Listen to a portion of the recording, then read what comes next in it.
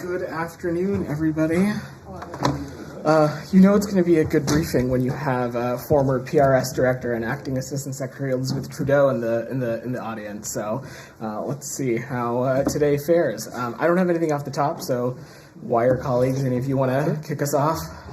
Yeah, sure, I can go. Vedant, can you talk what's the latest at Rafah border crossing? Is it open? Shut? Sure. So our understanding is that given a security circumstance that the Rafah border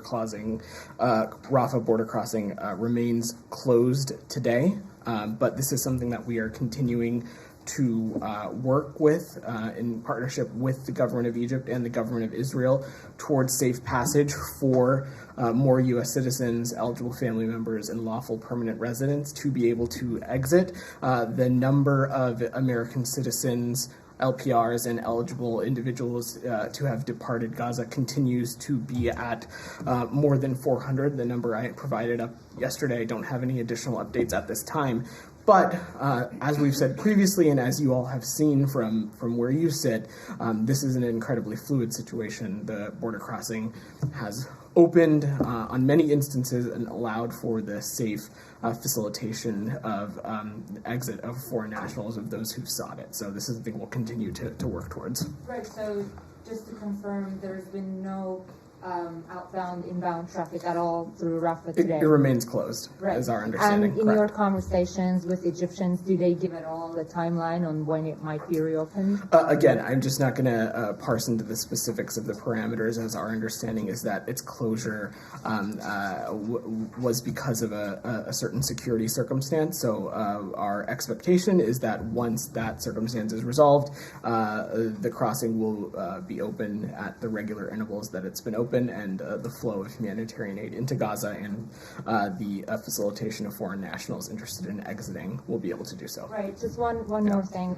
We understand that the negotiations mediated by Qatar over the hostages are still ongoing, and there's a chance that 10, 15 hostages might be released in exchange for 1 to 2 day humanitarian pause. Is that a proposal that U.S. is tracking?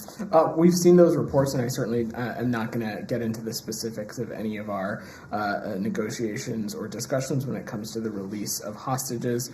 I will just reiterate that we have been working around the clock to determine the whereabouts of these hostages. We're working with the Israeli government on every aspect of this, including sharing intelligence, experts, offering our insight. As you also know, Deputy Special Presidential Envoy for Hostage Affairs Steve Gillen remains in Israel, and we are working extensively with our Israeli partners on this. Of course, we would welcome any news on the release of hostages, but I just don't have anything to offer on that specific reporting.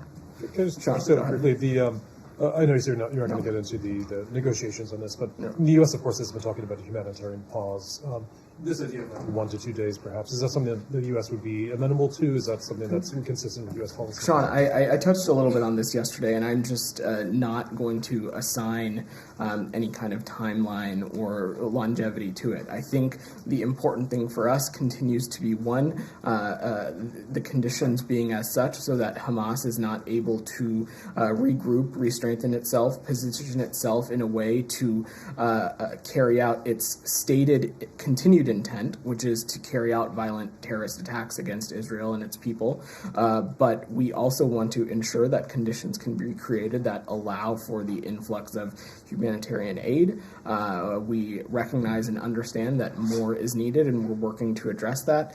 And lastly, we continue to want to create conditions that will allow for the release of these hostages. And that's something that you've seen the Secretary and the President call for when it comes to these humanitarian pauses. Just briefly, forgive me if you might have answered this recently, but is there a number that you can give for the number of U.S. citizens who are among the hostages? Not among the wounded or anything, but among the actual hostages? There has been some public reporting, Sean. We are at this time aware of approximately 10 Americans who remain unaccounted for, and we know that some of these individuals are among those that are being held hostage, but I don't have a more finite breakdown than beyond that. Saeed, go ahead.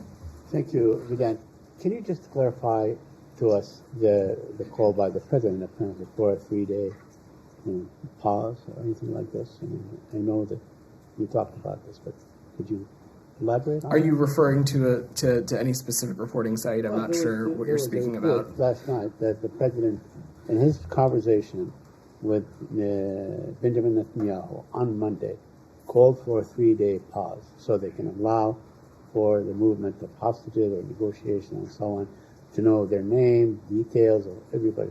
Do you have any further or additional information on this? What I would say to that, Saeed, is that first, as it relates to any of the president's calls or engagements, the White House and the National Security Council has been putting readouts of those engagements, and I don't have any additional information to specifically parse that. What I will reiterate again, though, is that we are not going to assign a timeline on this, certainly not from up here, and that our priority continues to be a humanitarian pause that will allow for conditions to take place that we hope to end result in hostages being released, humanitarian aid continue to be able to be flowed into Gaza, and it being undertaken in such a way that Hamas is not able to regroup and re-strengthen itself.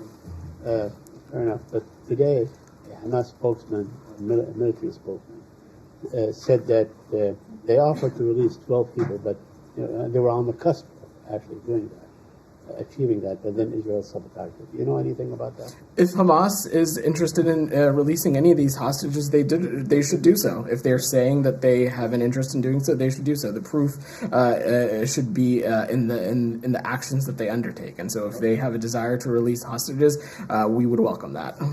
Okay. So Secretary Blinken said today that a durable peace that the United States seeks after the war cannot include attempt to blockade or besiege Gaza or any reduction of the territory in Gaza. I mean, this is the first time that you put these things together, that you actually guys acknowledge that Gaza has been besieged for 16 years and probably was the impetus behind what happened on October 7th. So is this a new policy? What this is about, Saeed, and I'm glad you caught that, and I hope the rest of you were all up early enough to catch that press conference in Tokyo. What this is about was identifying the longer-term objectives and pathways that will help shape our approach to addressing some of the immediate needs that you've heard Matt, myself, others, including the Secretary, talk about on a day-to-day basis, whether that be humanitarian aid, whether that be voluntary departure of foreign nationals and the release of hostages. These are about setting conditions for a durable peace and for durable security, and to frame our ongoing diplomatic efforts in that in mind. And they are encompassing of the things that you have heard the Secretary talk about this morning. No forced displacement of Palestinians from Gaza, not now and not when this conflict recedes. No longer being able to use Gaza as a platform and launching pad for violence and terrorist attacks against Israel and its people. As you heard me speak about yesterday, reoccupation of Gaza after this conflict ends is also not something we are interested in seeing. And as the Secretary so indicated, no additional attempts to blockade or besiege Gaza as well, and no reduction in Gazan territory. These are all things you saw the Secretary lay out because, again, this is about, in our point of view, laying out some objectives and a pathway that will help address our approach to these immediate needs. And before I ask my last question, I just want to welcome. It's so good. Always welcome. Really tremendous. Anyway, so I wanted to ask you about humanitarian aid. Mm-hmm. Today, reports coming out of Gaza show that Palestinians are only allowed like 3 liters of water a day, and the average person should have like 100 liters of water a day. Most of this water is not fit for consumption. It's seawater or unfit water and so on. Have you made any progress in terms of allowing more water? I mean, to turn in the spigots and so on to allow for the water to flow back to Gaza? Saeed, we are working around the clock to address and take whatever steps we can to rectify the ongoing humanitarian situation in Gaza. To offer a little bit of an update, as of November 8th, approximately 650 trucks carrying humanitarian supplies have entered Gaza through the Rafah crossing. And on November 7th, yesterday, 81 trucks, primarily carrying food, medicine, health supplies, bottled water, and other hygiene products, crossed from Egypt into Gaza. I'm in no way trying to imply, Saeed, that this is enough. We know that we need to continue to pursue avenues so that additional aid and additional humanitarian aid can get into Gaza. And that is exactly what the Secretary, Special Envoy Satterfield, and others in the region are working around the clock to do. We recognize the severity of this, and we recognize that more needs to be done. It's exactly why Undersecretary Zaya is headed to Paris this week to represent the United States at a conference taking place on this very exact issue. And as the days progress, we hope to share more about our efforts on this. Yeah, go ahead. Thank you. Yeah.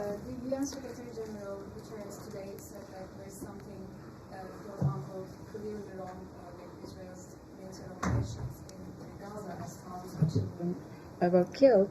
I was wondering if you have anything to say on that, because you have been giving military support to Israel, and is the U.S. still in the position of not drawing any red lines for Israel? I'm not going to parse on the specifics or try to comment or critique the ongoing military operation from up here. It would simply just be inappropriate for me to do so. What I can say, and this is not the first time that you've heard me, the Secretary, or Matt, or others say this, dating back to October 7th, we have laid out in clear terms, and we have done so directly with our counterparts and our partners in the Israeli government, that there is a moral imperative, a strategic imperative, and a responsibility to distinguish between Hamas terrorists and Palestinian civilians in Gaza. And we'll continue to lay out that very clearly. And we have also raised directly that we believe that there are additional steps that can be taken by the Israeli government to ensure protection of civilians, and we'll be continuing to watch closely. And do you have any update on your assessment on whether or not Israel is complying with the international law? Again, you've heard me say this, that we expect this operation to be conducted in accordance with international law, something that, if I might add, something that not even Hamas is doing, but it continues to be our expectation that our Israeli partners do so. As it relates to any legal assessment or anything like that, I'm just not going to get into that from here. Go ahead. Thank you very much, Madam. I'd like to highlight the discrepancy, at least recently, in statements from the United States and Israel. Now, you saying the Israeli reoccupation of Gaza is unacceptable, the Israelis say they will have indefinite control of Gaza. You saying the protection of lives is of paramount importance that you just reiterated. Yeah. The Israeli continue to indiscriminately bomb Gaza, killing thousands of civilians and children. Now, humanitarian pause is needed is the U.S. statement, but they are continuing with full force, and you're also transferring $300 million worth of bombs. Now, is there a rift between the U.S. and Israel, or is this just, words over media and it's business as usual?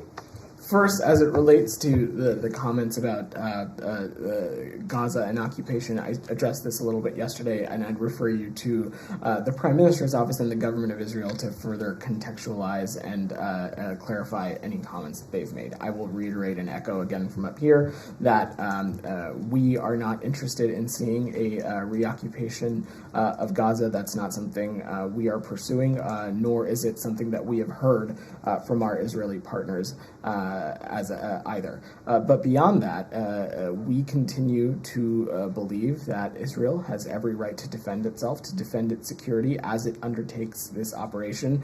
What Israel had to deal with and the attack that it was unleashed on its people would be unacceptable by any country, and in reference to the attacks on October 7th. We have also been very direct with our Israeli partners that there is a imperative to distinguish between Hamas terrorists and civilians, and that's something that we will continue to make clear at the highest levels. I just which is quick. Sure. But what do you think is the reason for the discrepancy, this divergence in public remarks between the two governments? I don't speak for the government of Israel, so that's a question that you should ask them. But beyond that, I do not believe that there is necessarily a discrepancy. Michelle, go ahead. What does it mean, the elimination of Hamas for the U.S., and do you think that Israel is able to eliminate them? Well, you've heard us be very clear about this before, that we believe that Hamas is a terrorist organization, one that has a very clear track record of carrying out violent terrorist attacks on the Israeli people. I needn't point further than the attacks that were unleashed on October 7th. And so, of course, we are supportive of efforts that are being undertaken to not only hold Hamas accountable, but to ensure that the activities and events that took place on October 7th can never, ever again be repeated. And that's why we believe that Israel has every right to defend itself and defend its security. And beyond that, I'm just not going to comment on the ongoing operation. Barbara. Vedant, now that the Israelis are circling in on Gaza and they're getting closer to the Shifa hospital, what would be the U.S. advising them on whether or not to strike it, given that they've talked about Hamas's extensive command and control center underneath? Would you be saying they should hold back? It's important to remember, Barbara, that when we talk about the scope to which Hamas has integrated and co-located itself throughout civilian infrastructure, through its network of tunnels and otherwise, that's not hyperbole. That's something that there is a very clear track record of. That being said, it is, of course, and very important to us to ensure that this operation is conducted in accordance with international law, that efforts are taken to minimize civilian casualties, and so that is something that we'll continue to raise directly with our Israeli partners. So you think that you agree that there's a Hamas command and control center under Shifa Hospital? I'm not going to get into intelligence or operational assessments from up here. What I am simply saying is that when the United States, when entities across the U.S. government, when entities across the Israeli government say that Hamas has a track record of using civilians as human shields, when Hamas has a track record of co-locating itself and integrating itself amongst civilian infrastructure, that is not hyperbole, that is the truth. But beyond that, as it relates to conducting this ongoing military operation, I'm not going to comment or critique that from up here beyond reiterating what we've said before, that we expect this operation to be conducted in accordance with international law and steps be taken to minimize civilian casualties and the impacts on civilians.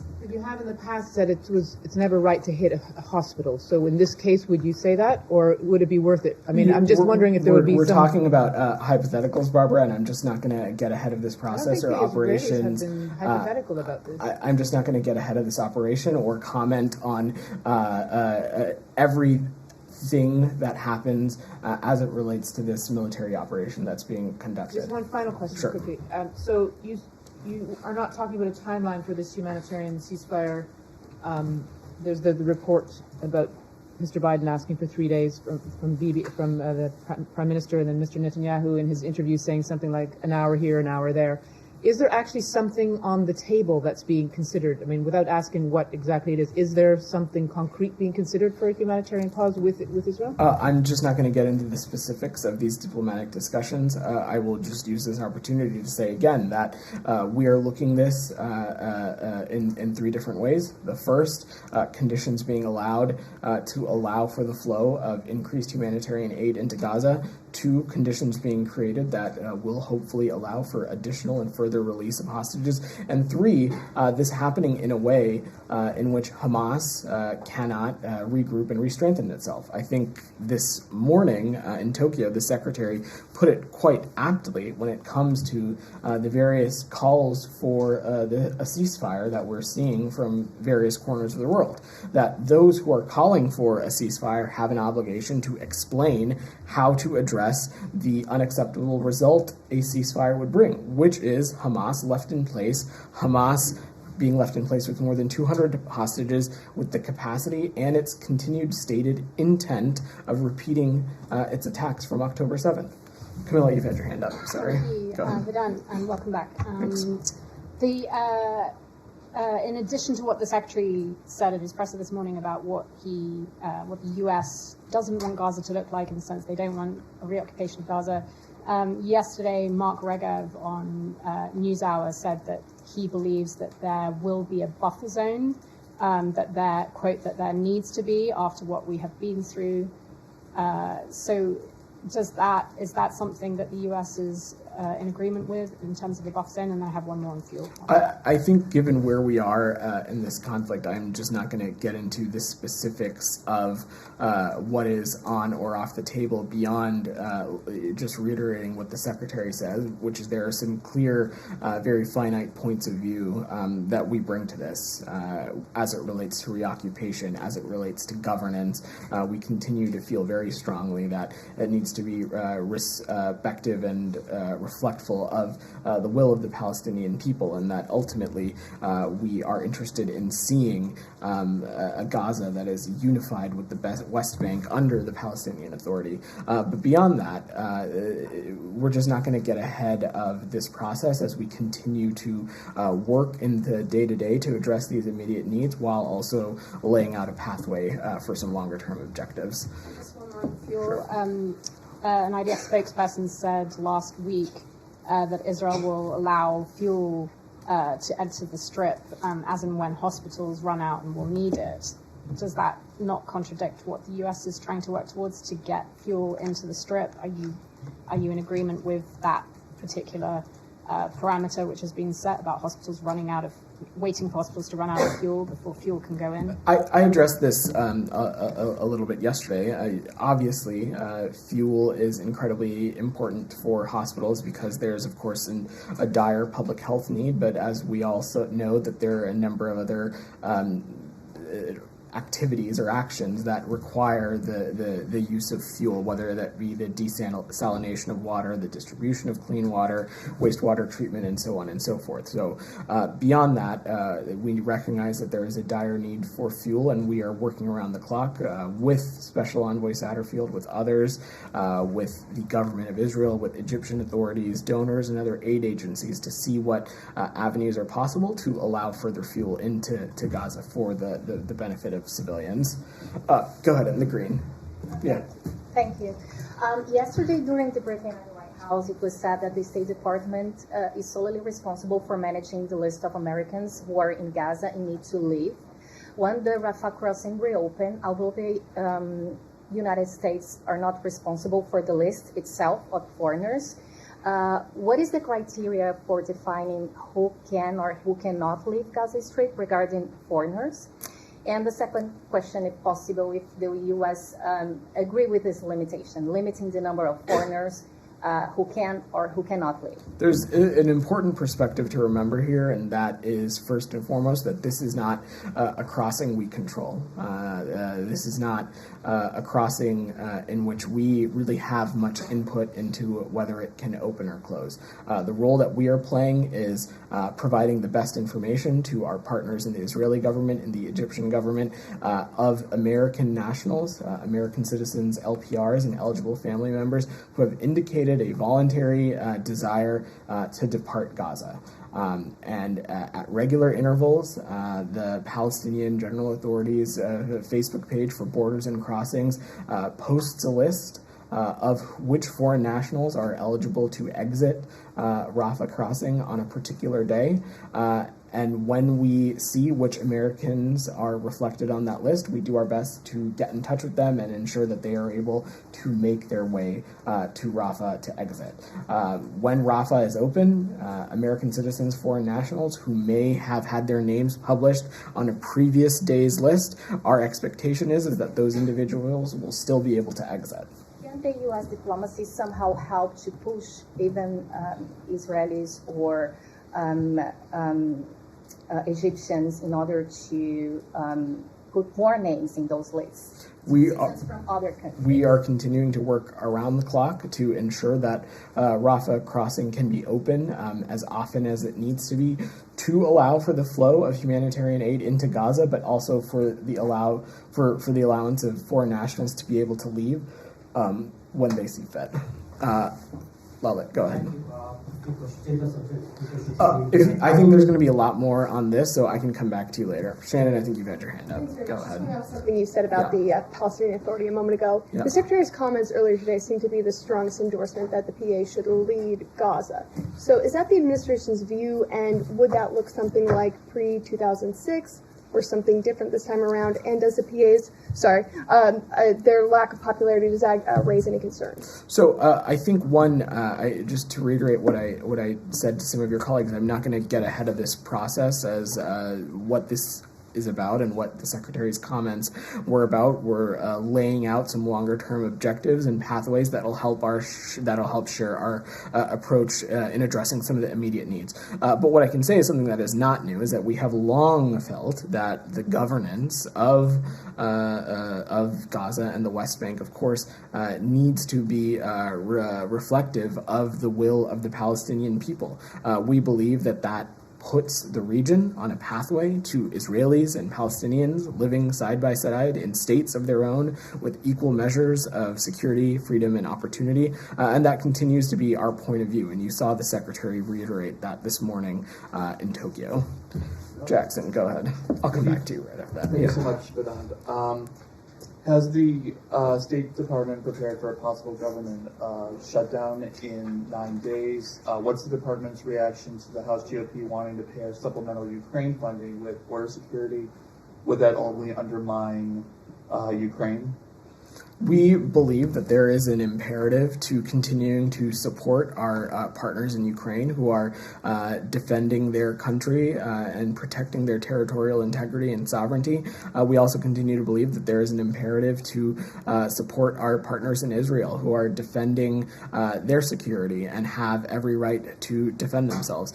Beyond that, I am not going to get ahead of the process as it relates to a potential lapse in appropriations. Our colleagues in Congress, I have no doubt, are working around the clock to ensure that doesn't happen. But should we march closer to that potential outcome, we will take appropriate steps to ensure that this department, this building here, as well as our missions and our consulates and embassies around the world, can take whatever appropriate steps they need to. And the new House Speaker, Mike Johnson, said in a meeting that he has said that he supports Ukraine aid. But so what is the department's reaction to this? Does this make getting supplemental aid through Congress easier? Because he says he supports aid for Ukraine, you'd think that if the Speaker of the House says he supports aid for Ukraine, it would make that would be a good sign. But even Humaira, I answered two of your questions. I'm going to work through them. Humaira, go ahead. But can I just go back to what Michelle asked? Yeah. Because I think he asked you if the United States believes that Israel can achieve its end goal, and that is eradicating Hamas. And correct me if I'm wrong, but I think you told him Israel has a right to defend itself, which is something that you guys have said multiple times. But I mean, and the Secretary has asked his Israeli counterparts about the end goal, and you guys also discussed with them the plans to achieve that end goal. So I want to ask, does the United States assess that Israel is going to be able to achieve that end goal or not? Humaira, I think, again, you are asking us to predict and look into a crystal ball about something that is currently ongoing. I think what is important to remember, and what this is about, and the Secretary spoke a little bit about this on the trip, I believe, that you were on, is that this is about defeating and dealing with Hamas in terms of dealing with it physically, making sure that it is not in a place to repeat or redo or attack again the people of Israel just like it did on October 7th. I'm not going to parse into the specifics of this military operation, but there are track records and examples out there, Humaira, of the United States, of other countries, of coalition forces being able to degrade terrorist organizations to a point where their threat and their level of risk is not as much as it once was. And the best example I would give of that is how when we talk about the work that has been ongoing to degrade ISIS. Right. Because the civilian casualties have been on the rise, I feel obliged to ask that And when you say in a place that Hamas can no longer repeat October 7th, does the United States have a clear idea what that looks like then? That is not for us to decide. We're not the ones carrying out this military operation. But again, we have long felt that Hamas is a terrorist organization. Hamas has used Palestinian civilians as human shields. It has used Gaza as a launching pad to attack Israel and the Israeli people. And so we believe that it's imperative that steps be taken to ensure that that can't happen again. Go ahead. Thank you, Bilal. How long of a pause is the Biden administration demanding of Israel? Are we talking a few hours, a day, weeks, or months? And I have a follow-up. So I just addressed this when answering Saeed's question. I'm not going to assign a time length or limit or longevity to our calls for a humanitarian pause. What our calls for a humanitarian pause are about are for allowing the conditions to be created so that Hamas cannot regroup and strengthen itself. That humanitarian aid can flow freely additionally into Gaza, and that conditions be created that will potentially allow for additional hostages to be released. Okay, thank you, Vedant. Can you compare and contrast the two between a pause and a ceasefire? Because the lack of specificity is confusing. Again, I spoke about this a little bit yesterday. I think it is less important to be focusing on the names here. I think a ceasefire, we believe, would allow Hamas to regroup and re-strengthen itself and allow it to carry out its very clearly stated intent of repeating the attacks of October 7th again and again and again. We believe a humanitarian pause will, our hope is allow conditions in which hostages can be released, in which aid can flow into Gaza, and simultaneously not allow Hamas to strengthen itself. Alex, go ahead. Thanks, non-military related, if you don't mind. Not a military. I'm going to let Sam go, then I'll come back to you, because I suspect Sam's question is on the region. Hamas? Oh, sorry. Not please. You also named Sam? No, please. Oh, you said Sam's? Thank you. What's your distinction between, well, first off, there was breaking news about a Red Cross truck being hit, apparently by Israel. Do you have knowledge? I don't get notifications of that stuff when I'm up here, Sam, but I'm happy to check. And several hours ago, I mean. I don't have any specific updates on that specific report. You accept Israel's premise that it is actually targeting Hamas and not the civilian population of the Palestinians in spite of all of this evidence? We do. We accept the premise that Israel is undertaking a military operation to degrade Hamas, to target Hamas, and to do everything it can to hold Hamas accountable for its terrorist attacks on the Israeli people on October 7th. The reports are of over 10,000 civilians and over 4,000 children. Sam, I'm not disputing. How many Hamas dead have they got? Sam, I'm not disputing that there has been an immense impact on civilians over the course of this operation, that there have been an immense number of civilian casualties over the course of this operation. We have been very direct with our Israeli partners about the fact that there is an imperative to target Hamas terrorists and not civilians. And we will continue to raise that, and we have made so very clearly that we believe that there are additional steps that can be taken to minimize the impact on civilians. But your question was, do I take issue with their stated intent of targeting and undertaking Hamas? I do not. No. I wasn't asking that at all. I was saying, do you accept at face value, in spite of all of the evidence? We have no reason to not accept that Israel is undertaking an operation with a stated intent of targeting Hamas and degrading Hamas. I know that's their stated intent. I'm just saying that the evidence of hospital after hospital and school after school undermines that, wouldn't you say? Sam, we have been, this is not the first time you've heard me say this, we have been very vocal about the fact that steps need to be taken to minimize the impact on civilians. we recognize that there has continued to be an increasing impact on civilians over the course of this operation, and will continue to be very direct with our Israeli partners that this operation needs to and should be conducted in accordance with international law, and that there is a strategic and moral imperative to do so. But that does not change the fact that Hamas also is an entity that continues to use Palestinian civilians as human shields, that has integrated and co-located itself with schools, hospitals, and other critical civilian infrastructure. Hamas is a group and it's a terrorist organization that is bent on hijacking the political future of Palestinian civilians, and there is a clear track record of that. I sent our exchange from Monday around to a series of international lawyers. I don't know if you're familiar with Richard Falk. He's a very prominent international lawyer, taught at Princeton for years, was the UN rapporteur. He emailed back to me, Gaza remains, from the perspective of international law and the UN, an occupied Palestine territory subject to the Fourth Geneva Convention. I don't believe that Israel recognizes the Fourth Geneva Convention for all of these decades. I don't know what U.S. policy is on that question. So that's one question.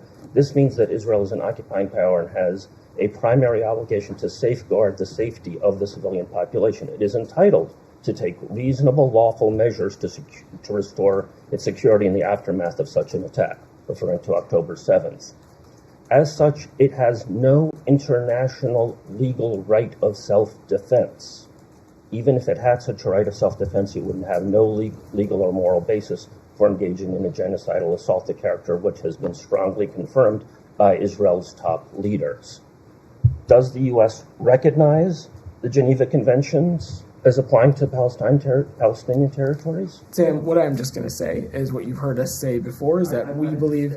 Well, that's the answer that I have for you, which is that we believe wholeheartedly that Israel has every right to defend itself and to defend its security, and what happened on October 7th would be unacceptable to any country, and steps must and should be taken.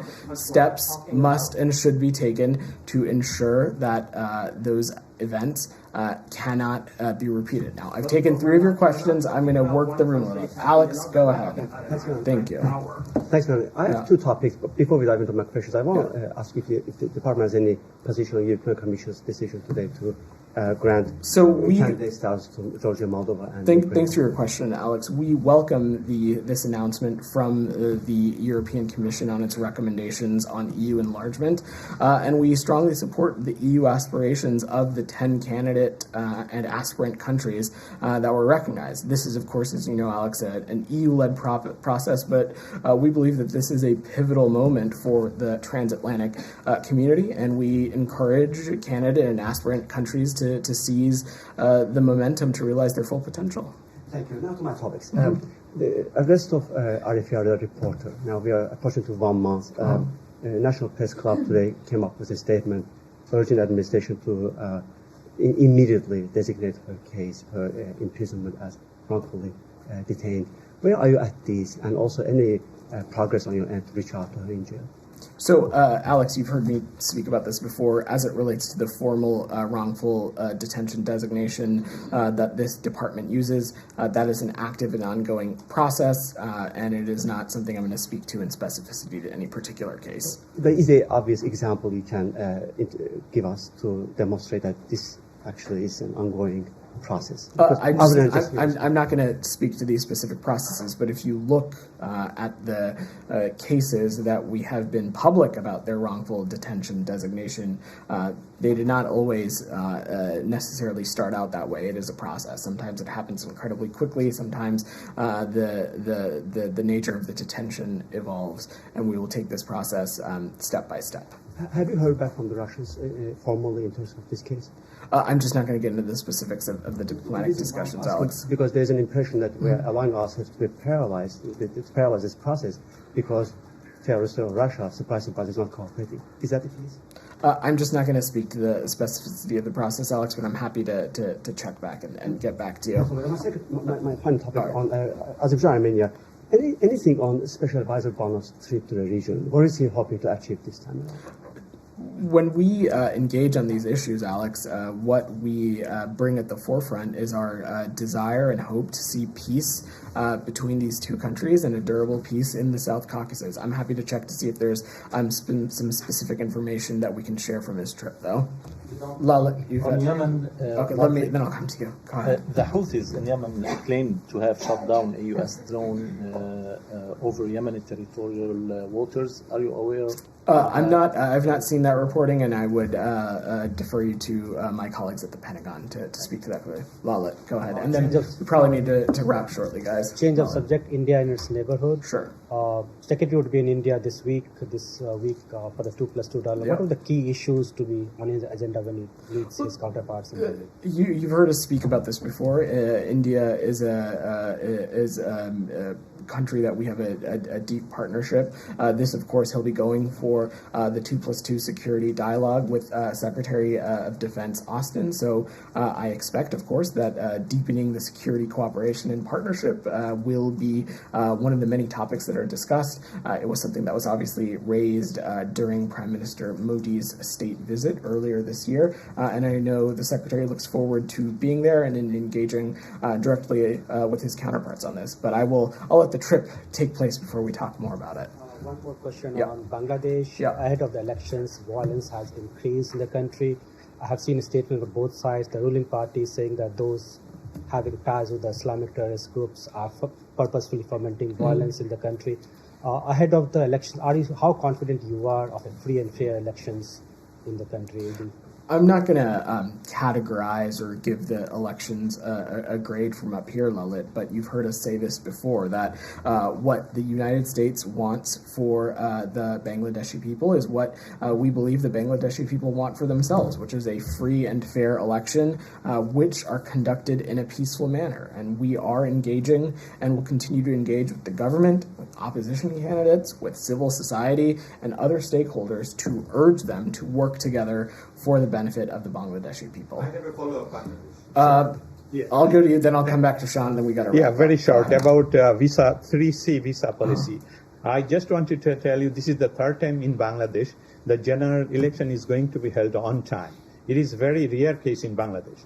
For free and fair election, the U.S. activated the 3C visa policy for Bangladesh to assist the election commission to conduct the election. I'm sorry, do you have a question? Yes, I'm just telling you that we are only 2 months away from the election. The opposition using political violence, arson, vandalism, killing armed police forces. And my question is that this 3C visa policy, when you will apply or I just wanted to make sure that USA will apply this 3C visa policy against the people that undermining the democratic election process in Bangladesh. Thank you. I'm certainly not going to preview any designations or actions from up here, but again, our hope and our engagements are revolved around ensuring that elections in Bangladesh are free and fair. If you can keep it to 20 seconds, you can ask a follow-up on Bangladesh. Go ahead. Yeah.